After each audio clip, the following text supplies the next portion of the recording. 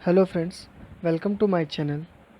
दोस्तों, जैसा कि आप सभी लोग जानते हैं कि एक बहुत लंबी लड़ाई के बाद और एक ट्विटर के आंदोलन के बाद फाइनली रेलवे ने जो बहुत लंबे टाइम से रेलवे की पेंडिंग वैकेंसी थी आरआरबी एनटीपीसी 2019 की और ग्रेड डी की, और उसके साथ काफ़ी अदर पोस्ट भी हैं जिनका काफ़ी लंबे टाइम से पेंडिंग पड़ी हुई है, रेलवे की पोस्ट हैं।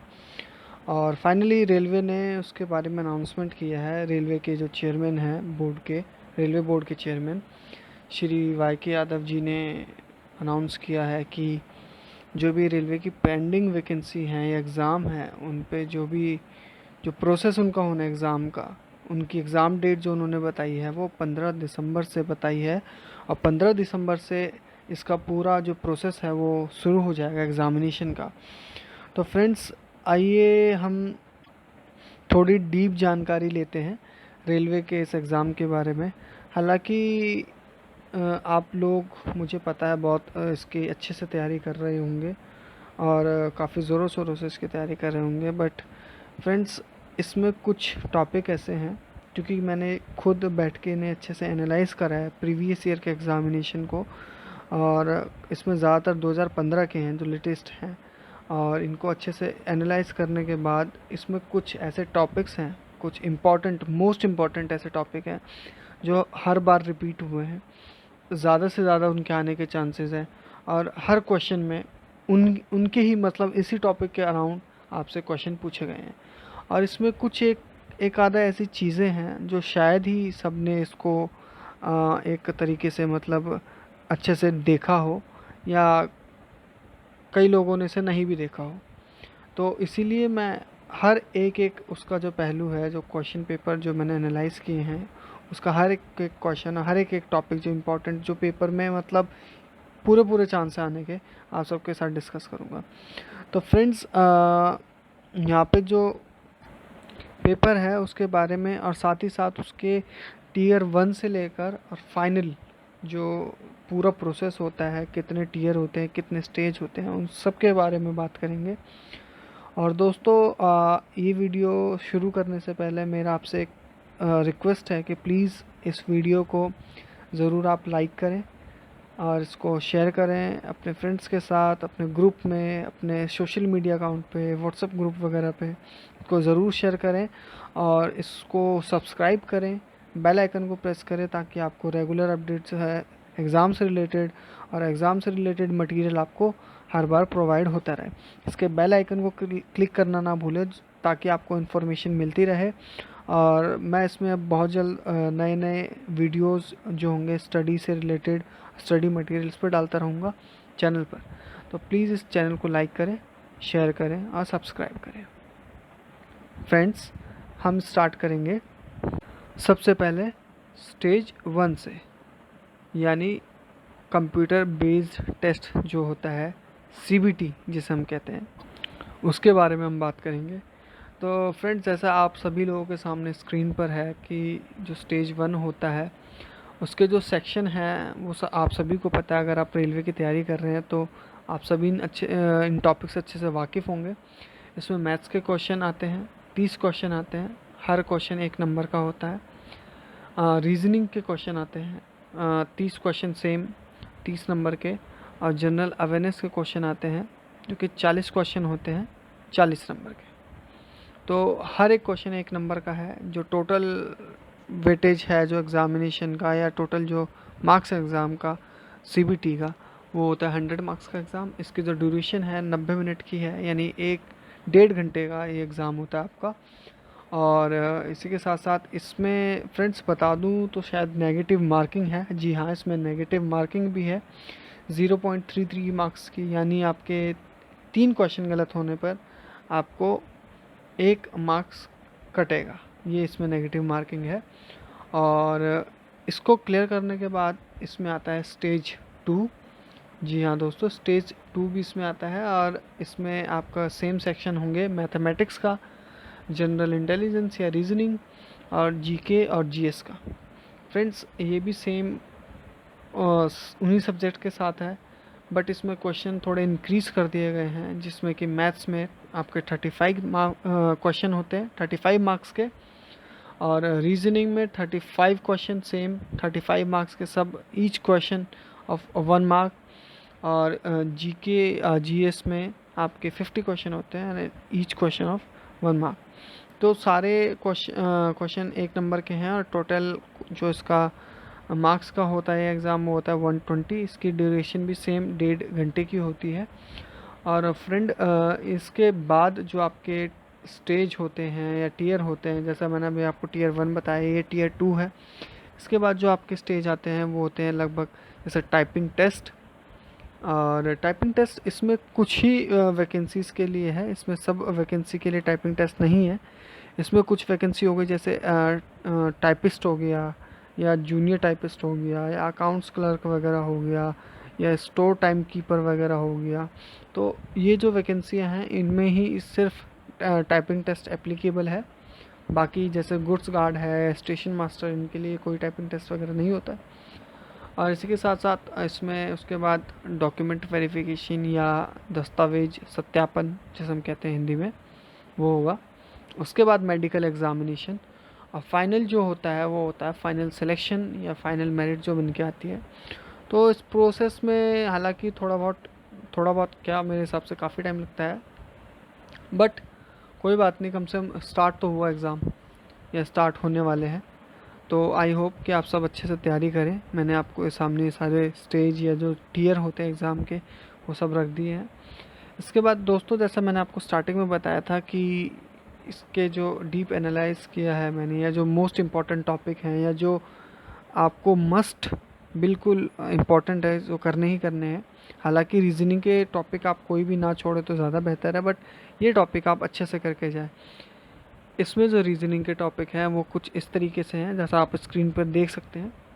इसमें है coding, decoding, series, analogy, blood relation, mathematical operation, sitting arrangement, statement and conclusion, statement and assertion, classification, Venn diagram. तो ये सारे टॉपिक्स जो ऐसे हैं जो रेलवे एनटीपीसी 2015 में जो प्रीवियस ईयर का एग्ज़ाम था, सबसे ज़्यादा क्वेश्चन पूछे हुए हैं यही सारे रीजनिंग के। और इसके साथ साथ जैसा एक टॉपिक में आपको बताऊँ, मैट्रिक्स का हो गया, या आपका जैसे क्लॉक हो गया, या जैसे मिसिंग नंबर हो गया, ये मैंने इतने देखे नहीं, मैं सही बताऊँ तो, और इतने एनटीपीसी के एग्ज़ाम में ये पूछे नहीं गए। हालांकि मैं ये भी नहीं बोलूँगा कि आप इसे पूरी तरीके से इग्नोर करें, बट या जो ये टॉपिक है ये मोस्ट इम्पॉर्टेंट है, और ये तो मतलब आप ज़रूर करके जाएं। फ्रेंड्स, इसके बाद मैं ये भी बताना चाहूँगा, जो आपका मतलब होल जो सिलेबस है, जिस तरीके से रेलवे ने 2015 में पूछा है, वो कुछ ऐसा था कि लगभग ज़्यादातर चीज़ें जो उसमें है बेसिक नॉलेज की हैं। चाहे वो आप रीजनिंग की बात करें, या मैथ्स की बात करें, या जीके की बात करें, कोई ऐसा मतलब बहुत उसमें बहुत हार्ड या बहुत ऐसा लेवल का कि आप देखो और बोलो कि यार ये क्या है, इस तरीके का कोई भी क्वेश्चन नहीं है। सब नॉर्मल क्वेश्चन है और बेसिक नॉलेज के क्वेश्चन है। हाँ, तो इसके बाद हम बात करेंगे जनरल नॉलेज और आपका जीएस के सेक्शन की।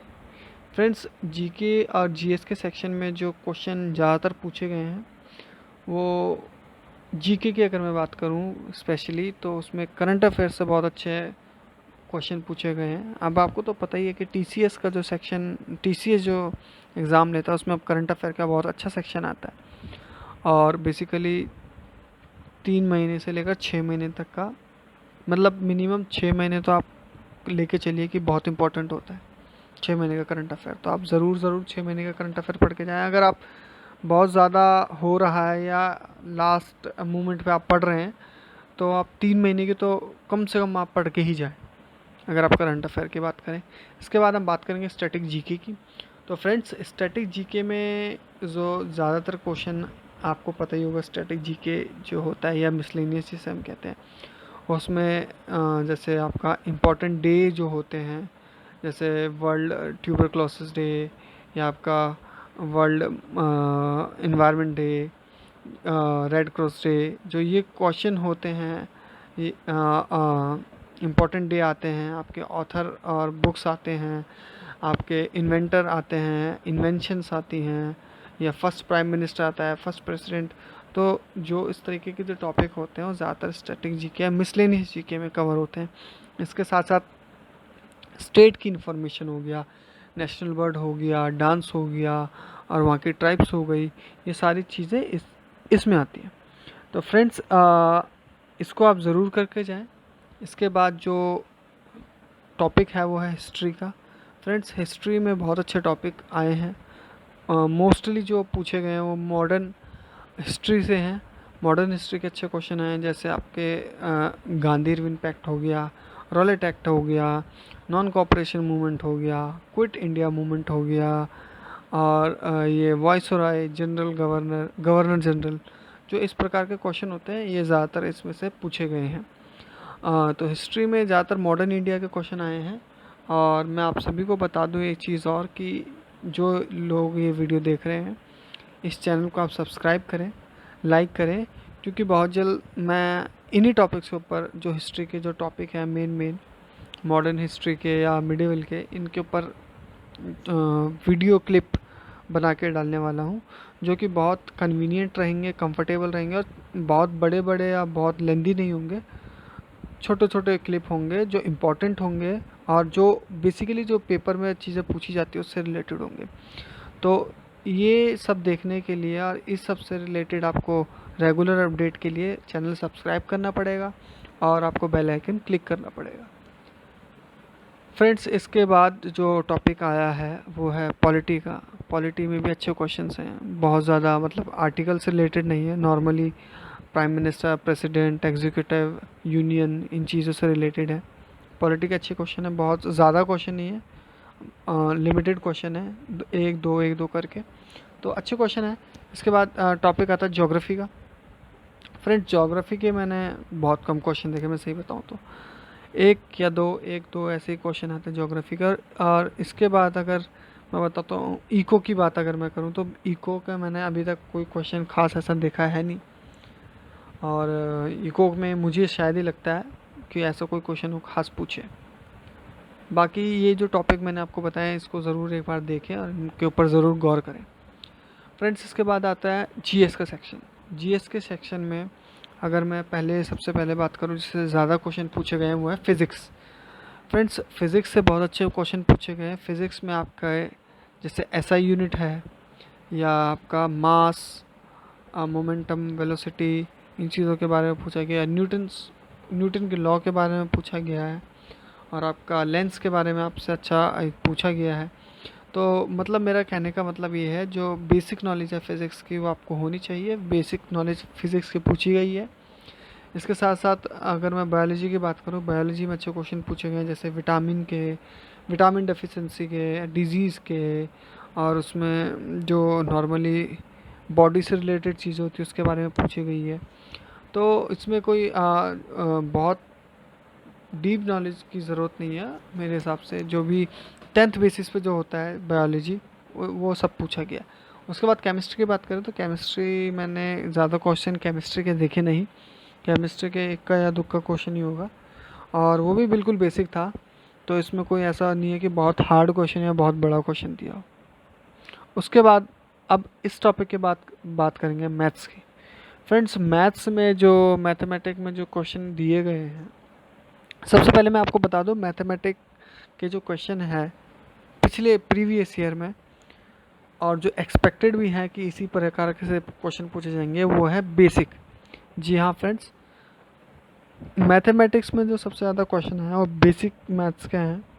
अगर हम बात करें बेसिक में तो वो है जैसे टाइम एंड वर्क, आपका ratio, profit and loss, number system, simplification, और आपका SICI, परसेंटेज, ये ऐसे क्वेश्चन हैं। मतलब ये बेसिक का ऐसा सेक्शन है जो आपसे पूछा गया है NTPC के एग्ज़ाम में, और बहुत अच्छे क्वेश्चन इसके आए हैं। बहुत, मैं कहूँगा कि बहुत ज़्यादा हार्ड या बहुत वो नहीं, जो बिल्कुल बेसिक नॉलेज होती है मैथ्स की वो पूछी गई है।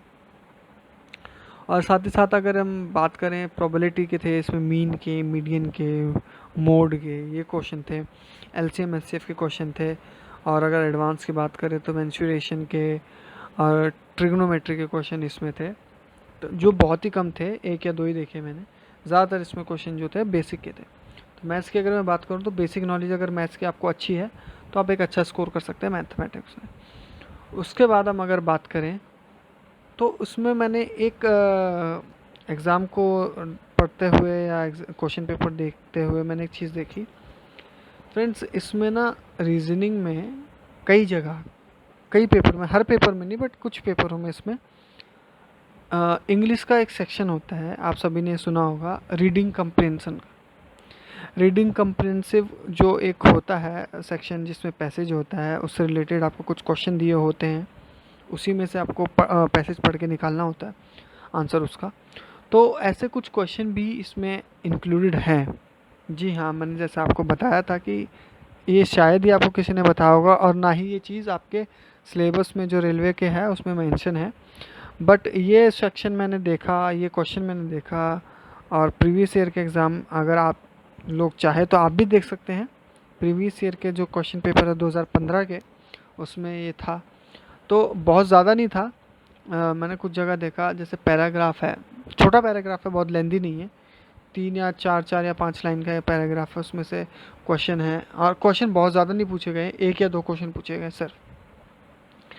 तो जो लोग ये रीडिंग कम्प्रेहेंसिव का जिनको नहीं पता था, जिन्होंने ध्यान नहीं दिया इस चीज़ पे, उनके लिए जानकारी बहुत ज़रूरी है कि इसमें कई जगह इंग्लिश का सेक्शन जो होता है रीडिंग कम्प्रेहेंशन वो भी पूछा गया। तो फ्रेंड्स, ये था आज का आपका पूरा जो अभी होने वाला एग्ज़ाम है अपडेट उसका पूरा। और आई होप कि आप सभी अच्छे से तैयारी कर रहे होंगे और अच्छे से मेहनत कर रहे होंगे। फ्रेंड्स, जो आने वाली वैकेंसी, जो रेलवे की वैकेंसी है, मैं यही दुआ करूँगा कि सारी की सारी वैकेंसियाँ भरी जाए, जल्द से जल्द ये काम हो और कोई भी वैकेंसी खाली ना छूटे। और आप लोग इसी तरह मेहनत करते रहें। और इसी के साथ साथ मैं आप सभी का धन्यवाद करना चाहता हूँ कि आप सब ये वीडियो देख रहे हैं और इस वीडियो को